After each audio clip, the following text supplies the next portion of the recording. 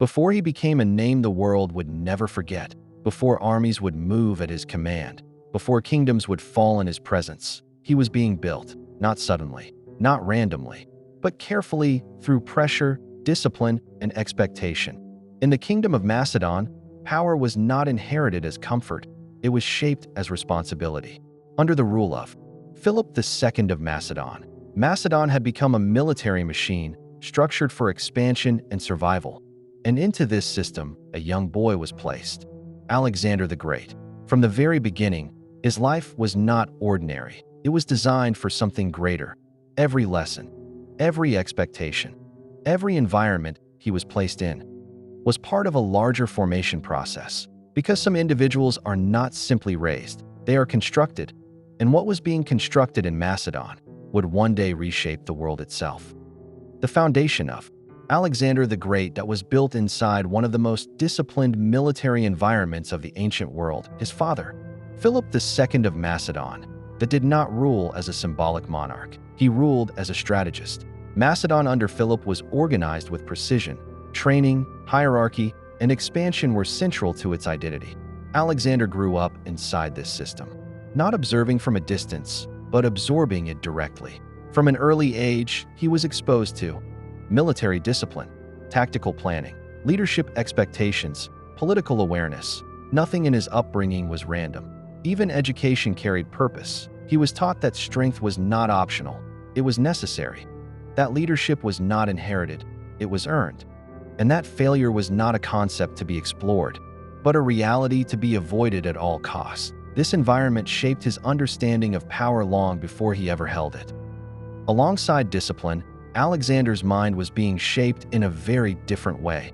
Under the guidance of Aristotle, that he was introduced to a world beyond war. He studied philosophy, science, literature, medicine, and logic.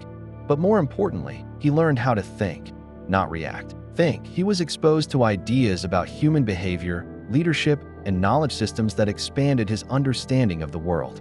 He also studied epic traditions and heroic narratives, which deeply influenced his perception of greatness and legacy.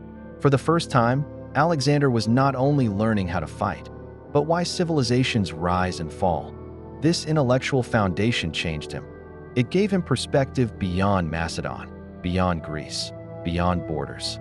He began to understand that power was not only physical, it was intellectual, and those who understood both would dominate those who understood only one. While his education expanded his mind, his environment expanded his realism. His father, Philip II of Macedon, that was constantly engaged in military campaigns across Greece and surrounding regions. Alexander witnessed this world firsthand. He saw how armies were formed, how strategies were executed, how alliances were made and broken.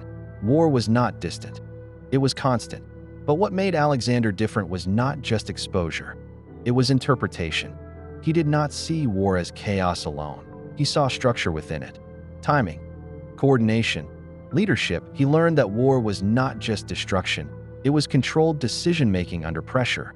And this understanding became embedded in his thinking long before he ever led an army himself. Over time, all these forces began to converge. Discipline, education, exposure, expectation, they formed a single outcome. Alexander the Great was no longer just a prince observing the world. He was becoming someone who would act upon it. The influence of Philip II of Macedon that had created a system of power, but Alexander began to embody it. He understood leadership not as position, but as control.